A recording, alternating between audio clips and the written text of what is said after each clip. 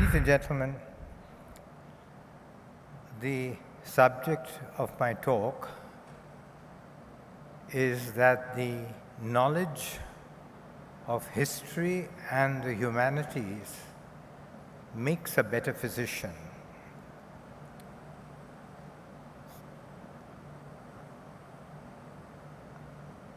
There is no greater saga in the history of man than the Epic of Medicine. Medicine emerged from the mists of magical and empirical beliefs of ancient civilizations. The trail of medicine has had many twists and turns,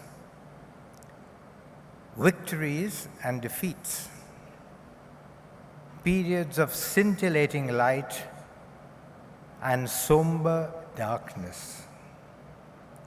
Over 5,000 years and more of recorded history, medicine has emerged as a force, an art, a science, a profession that has made a quantum leap into the 21st century.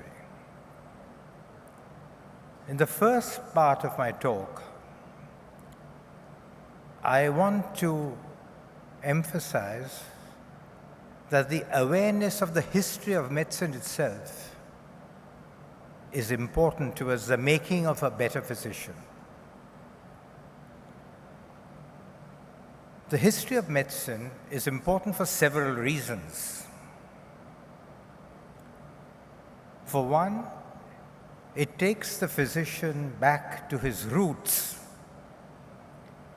Modern medical research, archaeological and paleontological findings strongly affirm that the roots of medicine lie in magic. Evil spirits were supposed to enter the body through various orifices, and there were the shamans who would exorcise these spirits and try and restore the patient's health.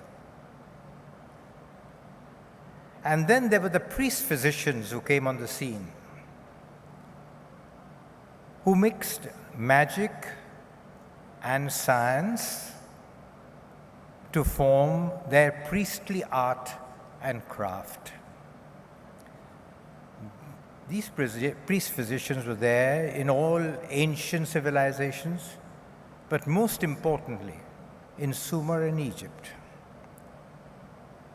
And then came empiric medicine. Empiric medicine is really based on observation and experience. It often has no scientific background, not even any logic behind it. And I'd like you to remember, ladies and gentlemen,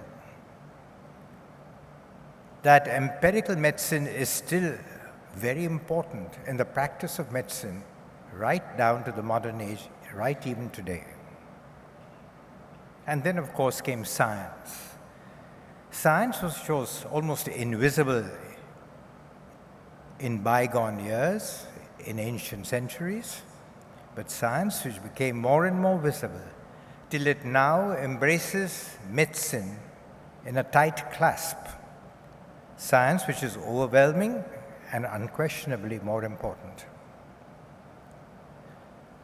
I do not want to go into the evolution of science, that's a subject in itself.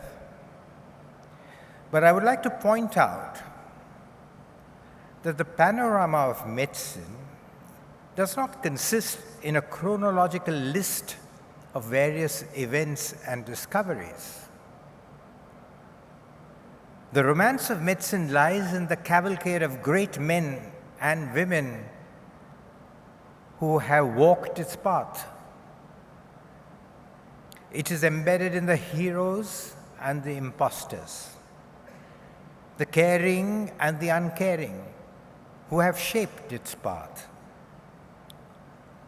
Also, medicine is just not about ministering or caring for individual organ systems which are diseased. It embraces a far more holistic concept,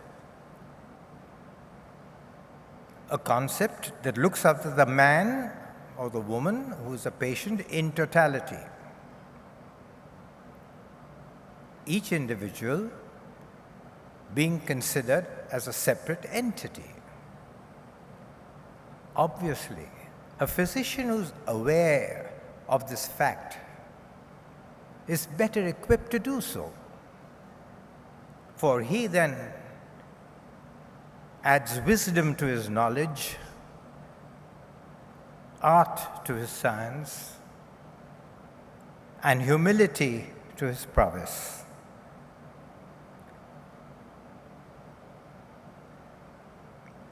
Also, the history of medicine helps to build character.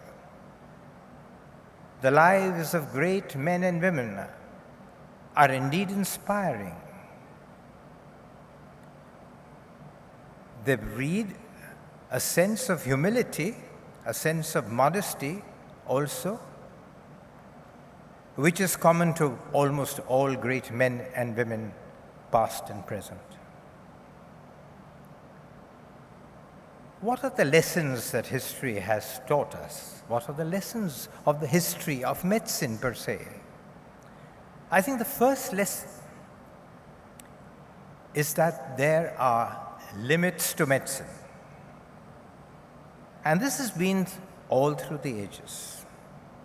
Every age used to feel that there was almost everything that needed to be known is known as far as medicine goes, and every age was mistaken.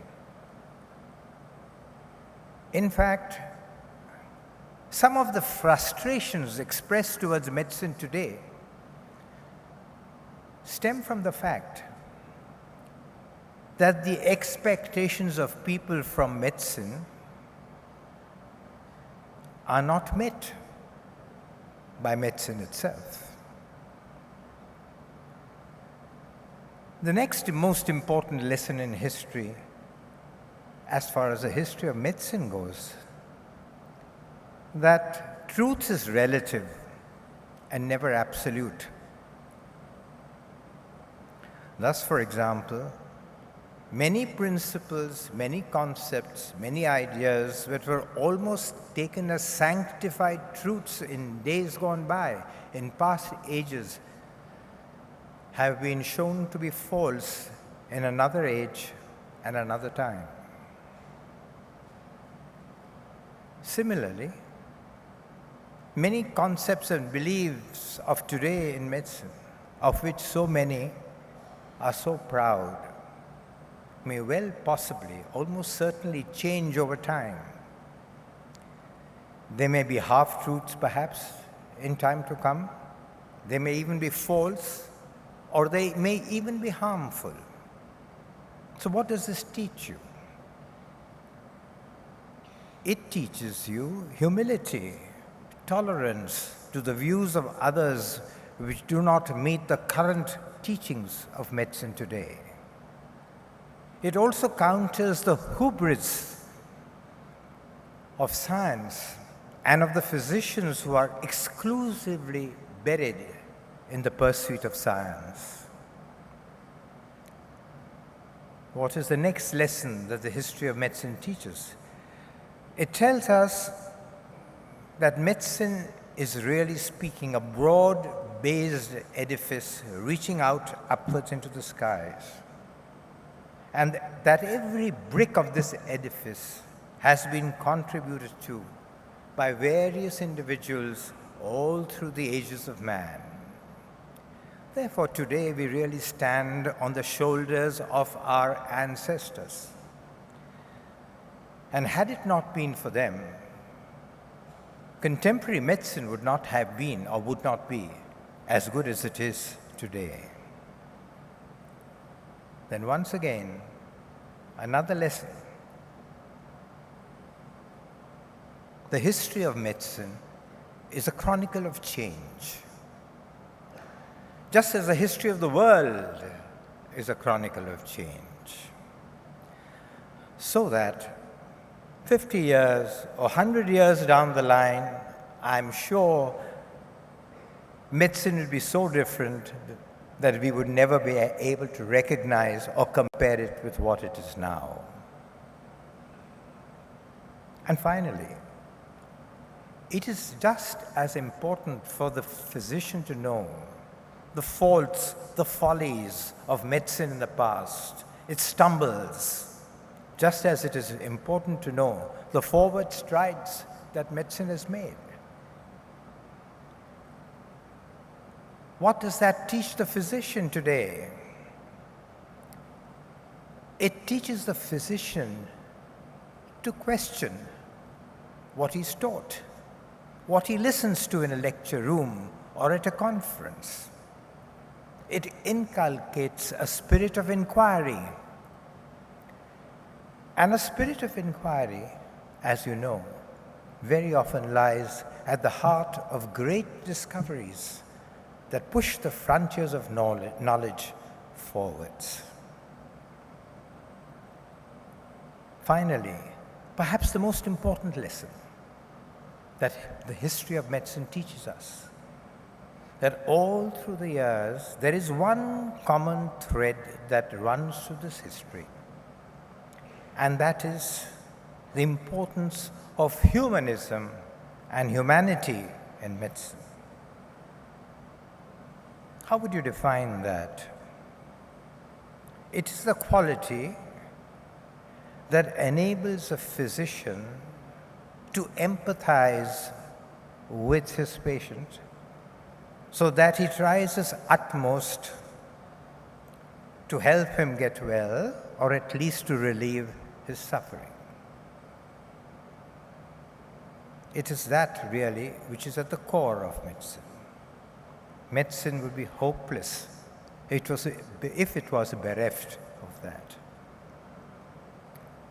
Let me at this point in time introduce you to a remarkable individual, a remarkable character, a great physician whom you've never heard of, I'm sure, at least most of you. From the mists of antiquity, 2,700 years before the birth of Christ, for the first time in recorded history, mind you, this is recorded, you see the presence of a great personality, a great individual. His name was Imhotep. When translated, it means he who comes in peace. He was a great, multifaceted personality in that age. He was indeed a Renaissance man living in 2700 BC. And I don't think there has ever been a man as multifaceted as this individual. And who was he? He was the priest to the Pharaoh Zosa at that time. He was his vizier, and he was his architect. He was well known, this is described in history, mind you, as a sage, as a scribe, as a philosopher, as an artist, and as an astronomer. He was the man who built the first pyramids in Egypt, the Saqqara pyramid, which is extant even today.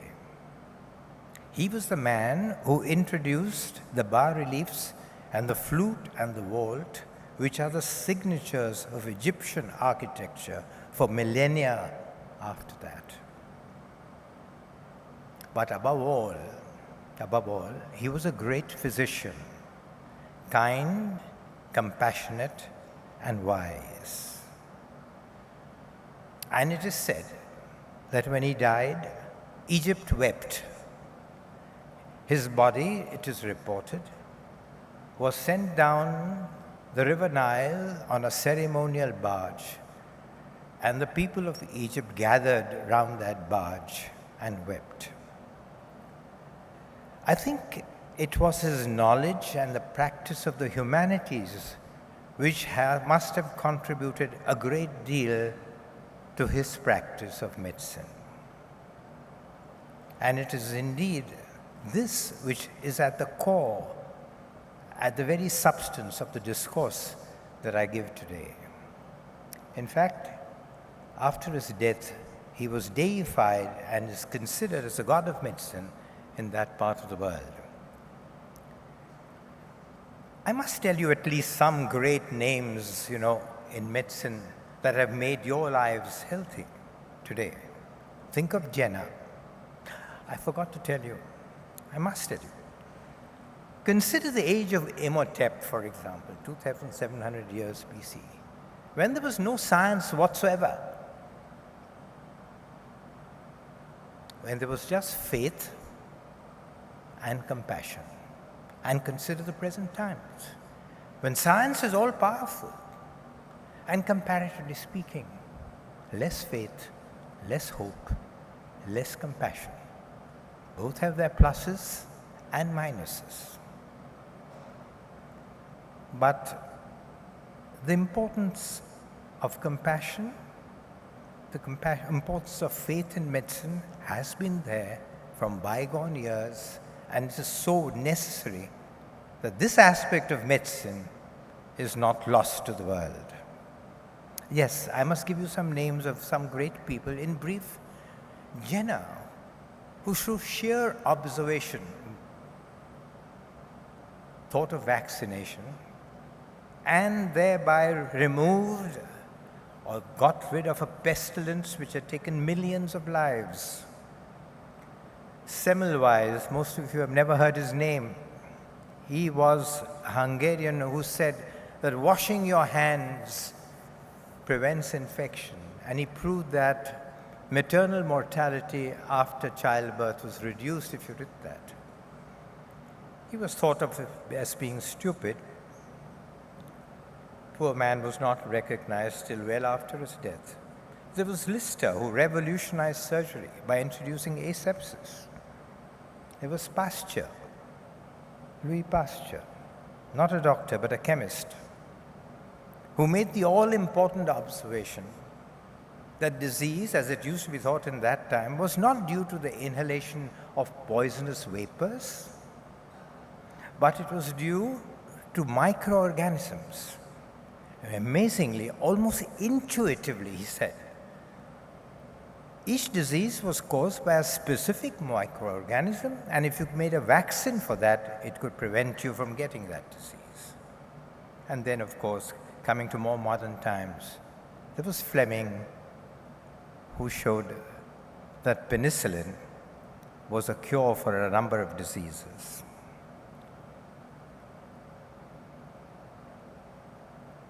It's so important, really, that all these great observations, and many more which I can't list, were made sheerly through observation, which means empirical medicine.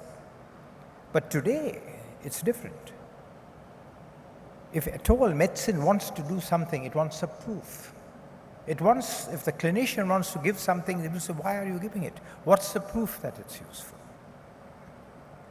Much greater wealth in medicine has come from the past by way of sheer observation than by the number of so-called randomized clinical trials that modern medicine dictates.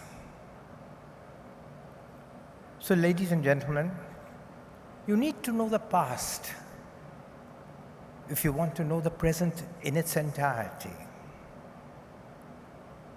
Reminded of the lines of my favorite poet, times present are contained in times past and future, and times future contained in times past. Now let me go to the second part of my subject. Why should the physician be aware of history in general? Not just the history of medicine, history in general. How do you define history? The great historian Arnold Toynbee defined historian as the study of civilizations. I would go a step further and say it is really the study of mankind and all the factors that influence mankind through the ages. And then how would you define medicine? Medicine, indeed, has been defined as a study of man. Man in his entirety, man holistically, man in his environment, man as part of nature. Notice the overlap between the study of history and the study and practice of medicine. It was the poet who instinctively recognized this again when he said, "The proper history of mankind is man." Now, the concept that medicine is a study of man, remarkably enough, was enunciated by a man called Pythagoras, the man famous, of course, as you all know, for the Pythagoras Theorem. Pythagoras was a wise man in the island of Samos, which belonged to Greece at that time, but because of the autocracy of an autocrat named Polycrates, he left that island and started a school on the southern part of Italy. He was the man who first used the word philosophy. And he said that the study of man came as part and parcel under the umbrella of philosophy. What was the purpose, he said? So that he could lead a fruitful, healthy, and happy existence. Ladies and gentlemen, he lived in the 6th century, even before Hippocrates. The 6th and 7th centuries were the most epoch-making centuries of this planet. It was then that philosophy was born in Greece. It was during that period when Zoroastrianism, propounded first by Zoroaster, the first monotheistic religion, spread under the rule of Cyrus the Achaemenid and his successors, not only in Persia, but through the whole of the belly of Asia, right up to the doors of China and into China. It was in this period, that Isaiah preached in Judea, Buddha preached in India, Confucius and Lao Tse preached in China. Great philosophy, great religions were indeed born into this world. But let me proceed with medicine. It was not just philosophy that influenced medicine. There is no field of human endeavor so influenced by so many factors as medicine. Medicine has been influenced by religion, as I told you, by philosophy, by history, by economics, by social sciences, by art and culture, by natural disasters, earthquakes, tsunamis, by wars, pestilences, and by the rise and fall of mighty empires, mighty civilizations. But of course, now, over the last 200 years, particularly over the last 100 years, it has been influenced most of all by the natural sciences. Now, a physician who's aware of this, who is aware of the numerous influences affecting mankind through the ages, man through the ages, is obviously going to be a better physician than one who is solely occupied with the technicalities and science of medicine. He will be more compassionate. He will be more caring. He will look at medicine more holistically rather than minister to individual organ systems. He will be better able to empathize with his patient, to form a bond between himself and the patient, the doctor-patient bond, which, ladies and gentlemen, lies at the very heart of medicine today.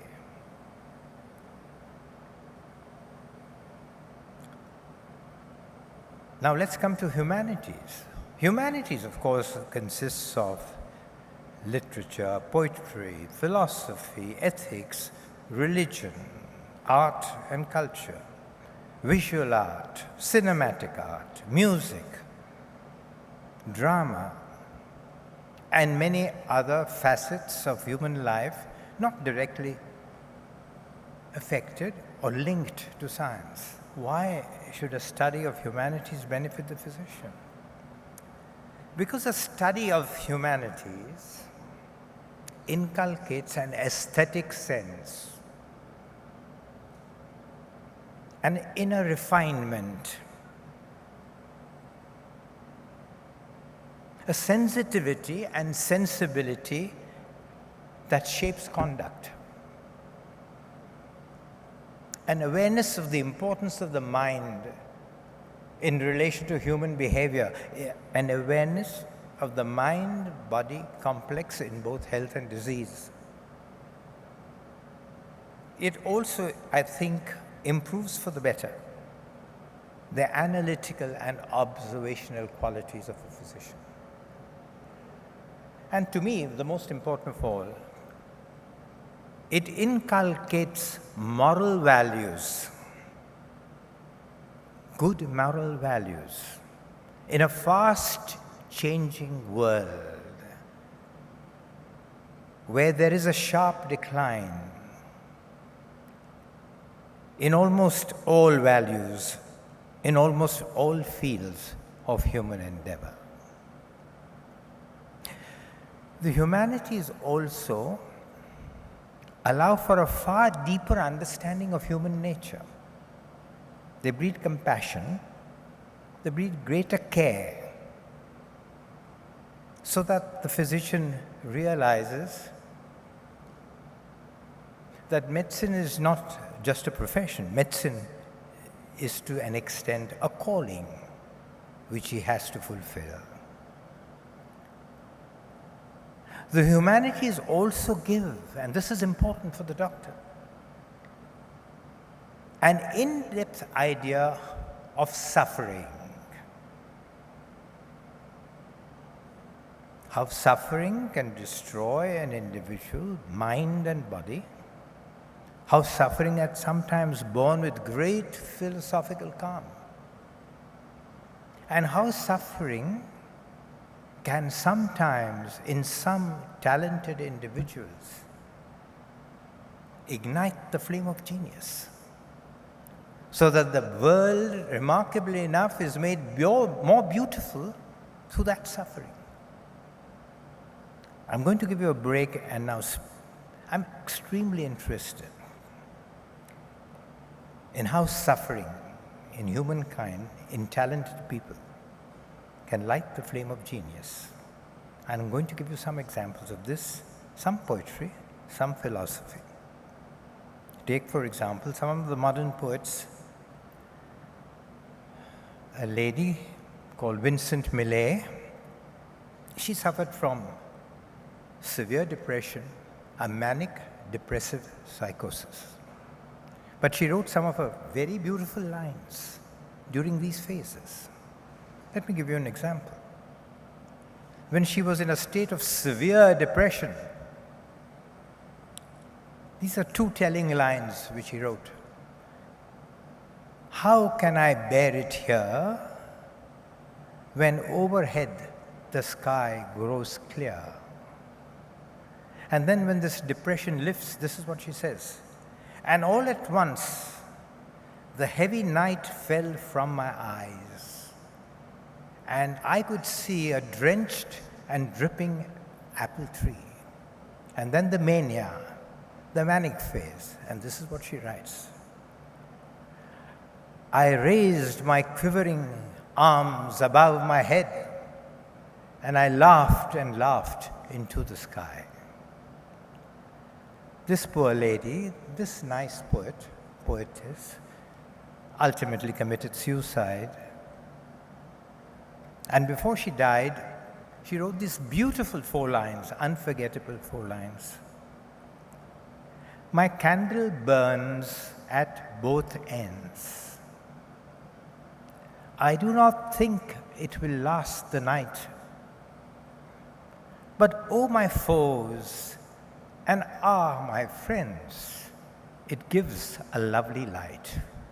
That was soon after she died. But perhaps the greatest flowering of genius through suffering was from the great modern philosopher. He founded modern philosophy, that was Nietzsche.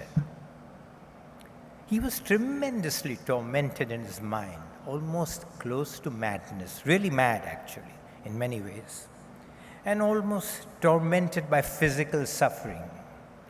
And amazingly, he writes his best work at that point in time. Suddenly, this suffering, mind and body, lights the candle of his genius. And he wrote his greatest work, Thus Spake Zarathustra. And let me quote a few lines from there. Sing and bubble over, O Zarathustra. Heal your soul with new songs so that you realize your destiny. You are the creator of eternal recurrence. And he goes on further to say, O man, attend. What does deep midnight voice contend? I am awake through dreaming's end.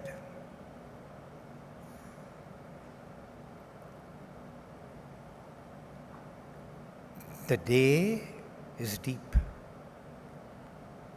much sadder than what it can contend. Deep is its woe. Joy deeper than its heart's agony. Woe says, fade, go, but all joy wants is eternity, wants deep, deep, deep eternity. Look at the beautiful way joy and woe, happiness and sorrow, just as you have light and dark, just you have good and evil. They're all there, contending with each other, each one wanting to stay. Beautifully said. Now, why have I spent some time on telling you about suffering? Because the physician deals with suffering all the time. He has to mitigate it if he cannot relieve it completely. That is his work. What greater teacher can a physician have to enable him to grasp the meaning of suffering in its totality than the love for humanities? I would like to summarize all I have said in just one sentence. How do humanities help the physician, and how do they help medicine? The humanities help medicine by humanizing medicine. That's the best way I can put it. And what does humanizing medicine mean? It means embellishing the art within medicine. And I now wish to speak a little about the art within medicine. The art of medicine is difficult to put into words. For one thing, it is intrinsically mixed with its science. For another, it has no physical attributes like science has. Just qualities of the heart and mind which blend together to empathize with the patient and help in the process of healing. A great Renaissance physician, remarkably enough, I thought, put this very pithily when he said that the physician must have the touch and the feel to enable him to be in sympathetic communication with the patient's spirit. This, for all practical purposes, epitomizes the qualities, the basic qualities that underlie medicine. You would ask me, well, then what exactly is the art of medicine? It's very simple, really. The art of medicine, for example, starts in listening to the patient, in taking a proper history. Taking a proper history from the patient, ladies and gentlemen, today is a forgotten art. It is impossible to be perfect at the art of history taking. And not even for the best clinician, most accomplished clinician, for the simple reason that a disease does not run true to type. A disease manifests itself differently in different patients. Each patient is in a way unique. And what is the response to disease? It's not just the disease process, but it is the physiological changes within an individual. And these physiological changes are not necessarily the same in different individuals. It is the adaptation of the body to those changes. The body adapts to them, and these again are not the same in different individuals, in the same individual, different individuals. It is also dependent on his genetic makeup, on his constitutional, his emotional and mental framework. It is dependent on the environment he lives in and several other protein factors.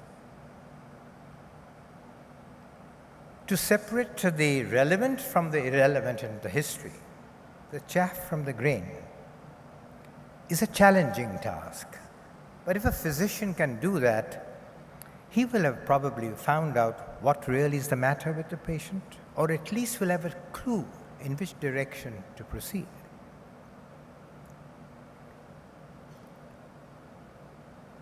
How does one take a history? Some of my boys and girls have asked me that. Listening again to the patient, listening with all your faculties concentrated, so that you can make out an unspoken problem which the patient has. Not only trying to ferret out the nature of the disease process, but also when he's talking, speaking, looking at the mental makeup of the patient, the domain of the mind. That is so important. Because sometimes the mind can color disease, or the mind may be actually responsible for his complaints. And after listening to the patient, questioning the patient. Some patients overplay their symptoms, some underplay their symptoms.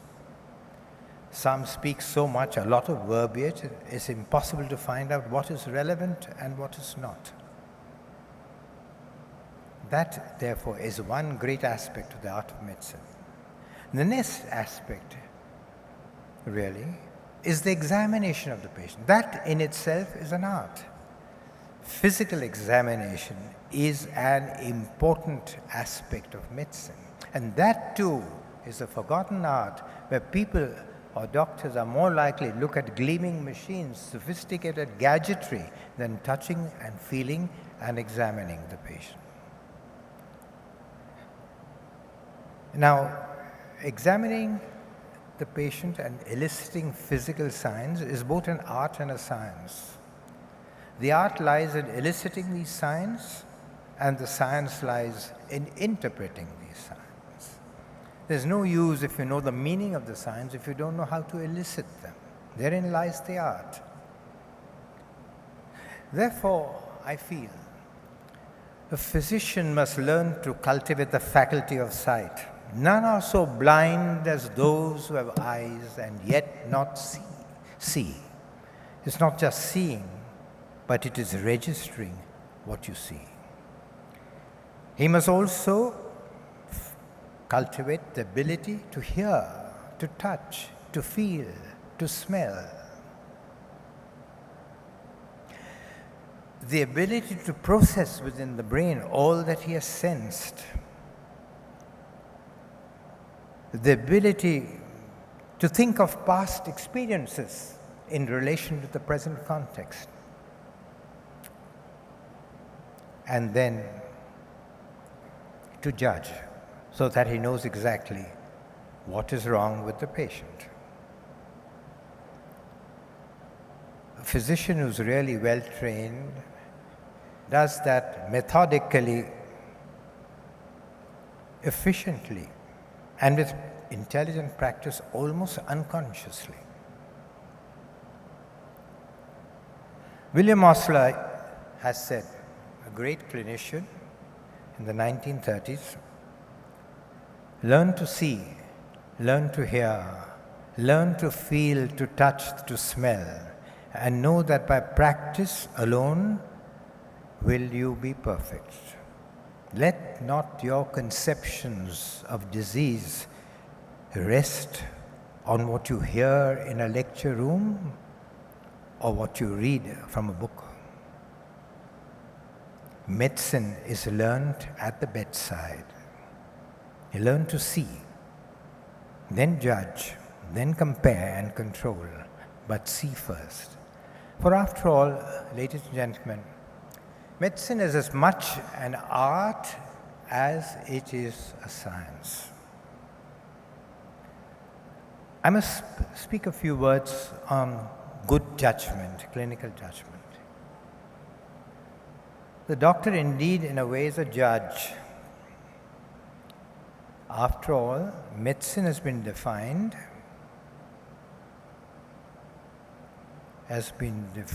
as the art of coming to a conclusion on insufficient evidence. Therefore, judgment is difficult. Judgment is often mistaken, and people outside don't seem to realize that. There's no doctor who has never made a mistake. There's no man who has never made a mistake. People, as far as the medicine goes, people outside fail to understand that. Fail to understand the agony a good physician feels when he's unable to solve a problem, the solution of which makes a difference between life and death. Now, clinical judgment is a rather odd thing. Some have it inborn within them, and some improve on their clinical judgment with good experience and also perhaps the study of things outside medicine, like, for example, the humanities. Clinical judgment is much more than knowledge, than experience, than logic, than reason. Of course, it embraces all these things, but it contains certain indefinable qualities. The quality that encompasses faith, compassion, charity, and hope.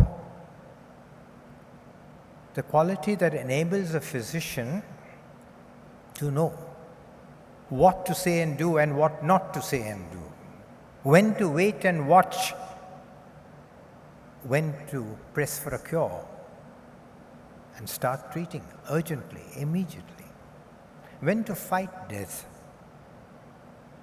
when to give in to it, when to press for a cure or rest content with palliative relief.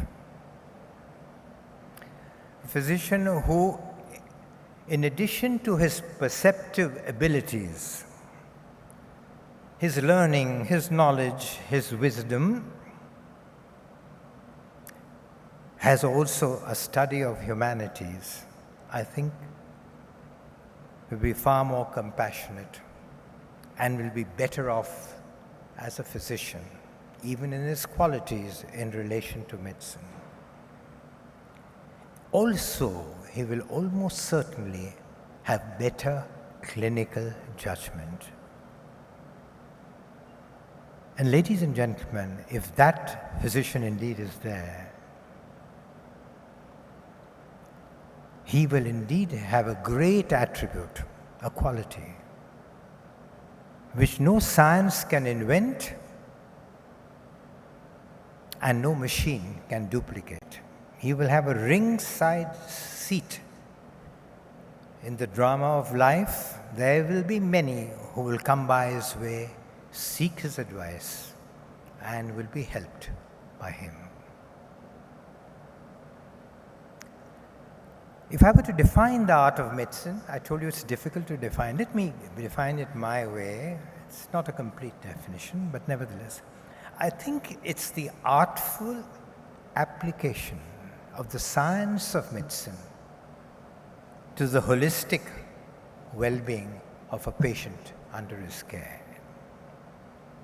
You must remember that the art of medicine remains even when science has reached its limits, when science has no answer, for it is the art of medicine to smoothen the last lap of a man or a woman's life.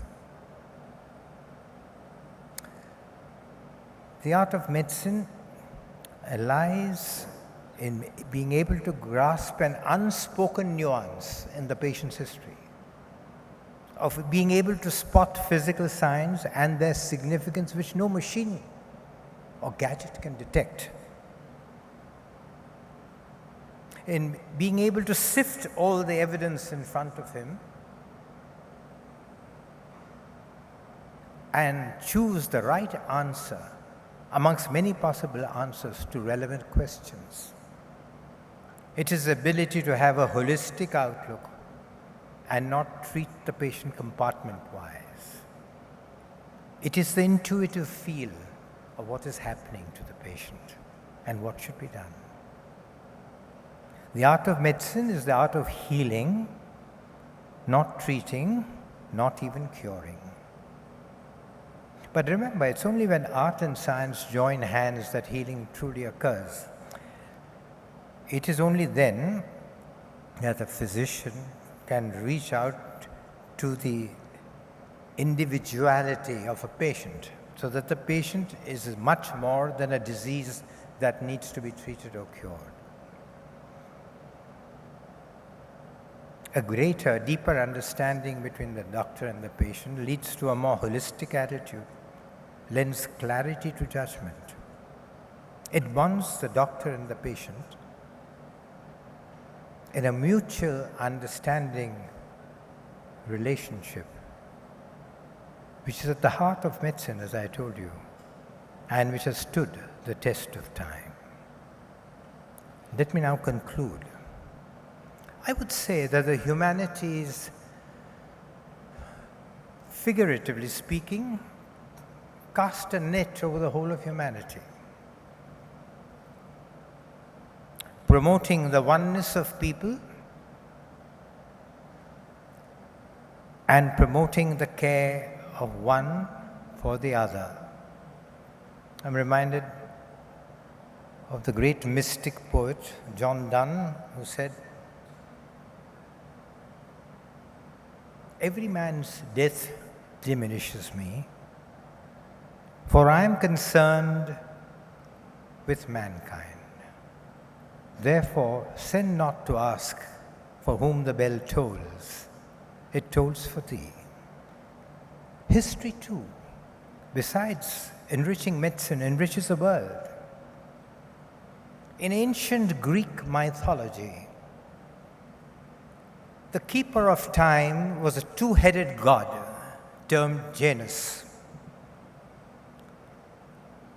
With one head, he looked behind the past and gave the wisdom of his hindsight to men.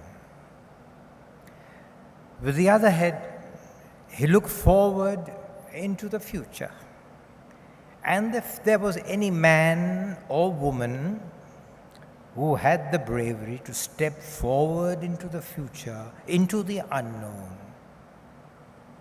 he would give him the benefit of his foresight. Let me end with a nice quote from a great man when he said, "The further back you can look, the further forward you can see." Thank you.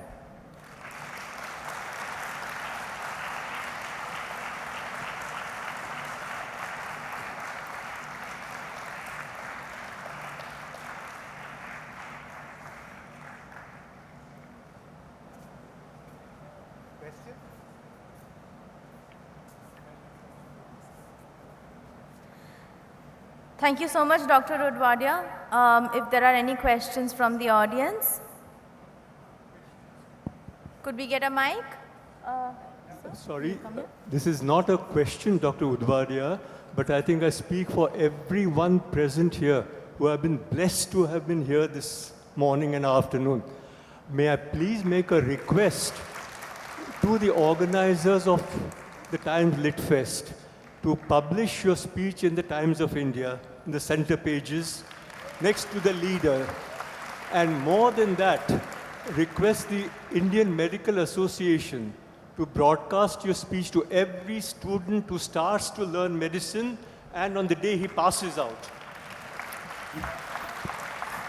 You will be glad to know, some of you will be glad to know, that I have started you might call it a department or a cell of humanities at the Breach Candy Hospital, where in conjunction with the Ashoka University, once in a month, we have a session on various aspects of the humanities, totally unrelated to medicine, for I think that would make them better doctors.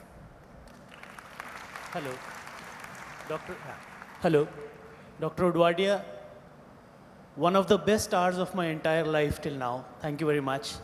Thank you. What I want to ask you is this. Some of the most accomplished, respected, and revered doctors like yourselves are good artists, good philosophers, good historians, and commercially successful too. Then why is it that the masses of doctors we see are treating reports and are not treating patients? I find it very difficult to answer this question, my friend. All that I can say is that the ethics of medicine, unfortunately, has gone down a great deal. And would you believe it? One of the reasons, not directly but indirectly, is the advance of science.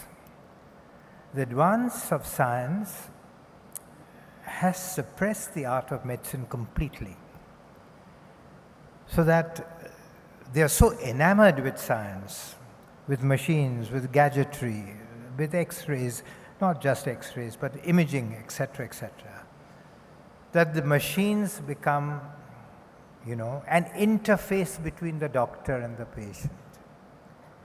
And as you well know, it's a consumerist society, isn't it? Everyone wants more. If you have a small car, a big car. If you have a big car, a yacht. If you have a yacht, a jet. If you want one jet, two jets. If you own one thing, own more. It's money that is the root of all evil, if you ask me. It's the craving for money that is responsible for the fall of values. It's no excuse. I'm just giving you the pathogenesis as to what is happening. But medicine, I think, is a very different profession. As I told you, it's not just a profession, it is a calling. And unfortunately, that is not so today. Who knows, hopefully, wisdom will dawn on the profession and things might become different. That's all I can answer you.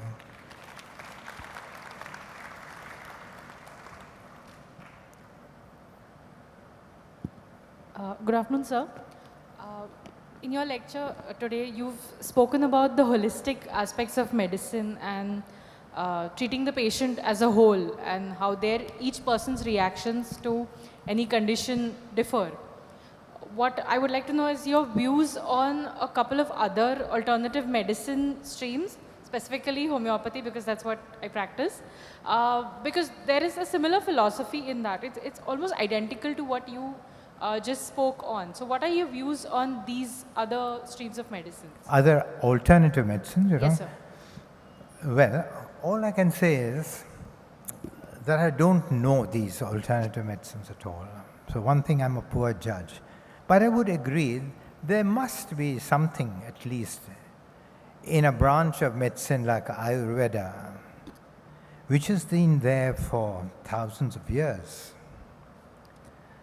And which, if you ask me, in this part of the world, in this country, perhaps if you look at the whole country, more people would probably go and seek Ayurveda in villages and distant areas than actually Western medicine. But all I can tell you, dear lady, is that if you have a real serious illness, you should not think of alternative medicine. Actual Ayurveda has no answer to meningitis, to severe sepsis, to a burst abdomen, to an infected abdomen, isn't it? These are things which cannot be dealt with homeopathy, Ayurveda, or what you have. So if you keep these limitations in mind, right, you can do that.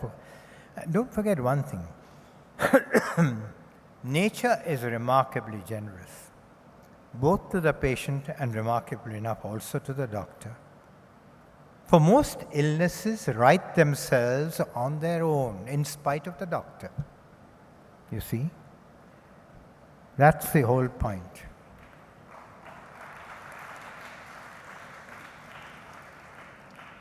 Yes?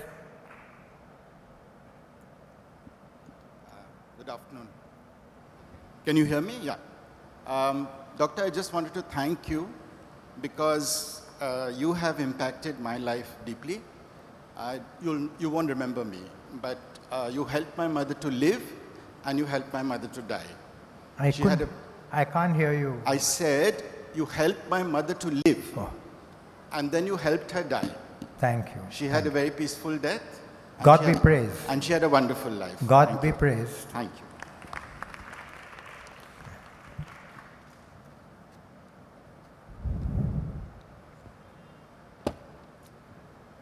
Thank you for your wise advice and inspiring talk.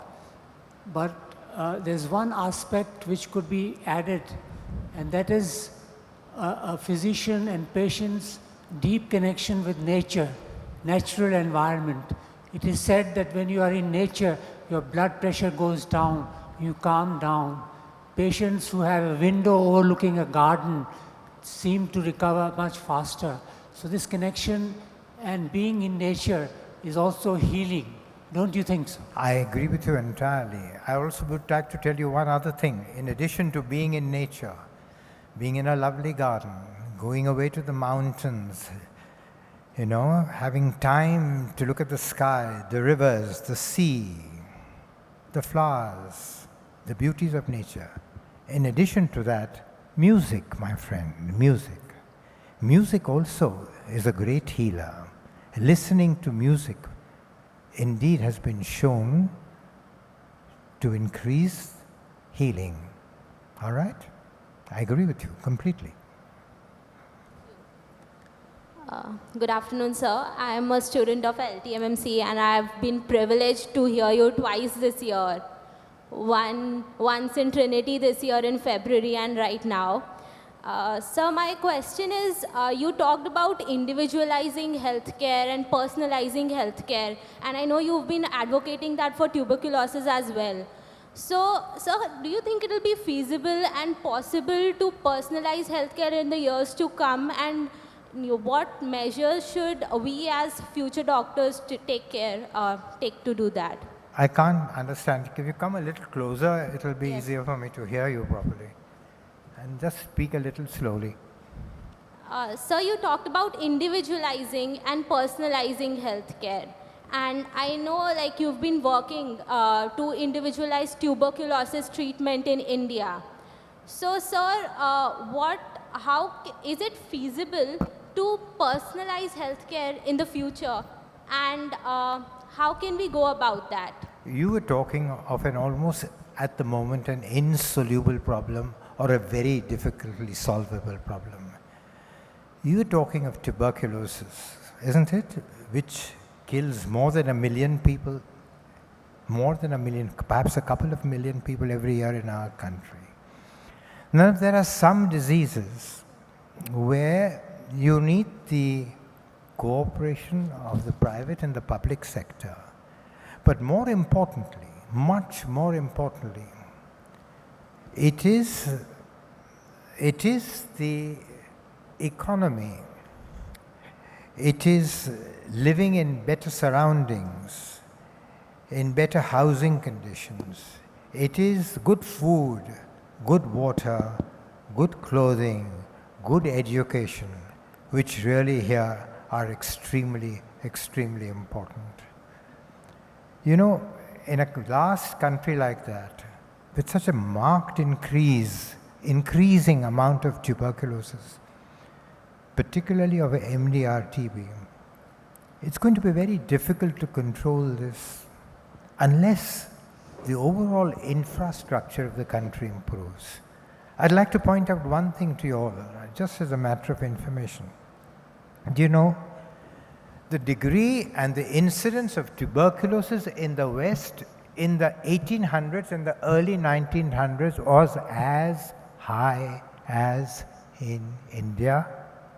Number one.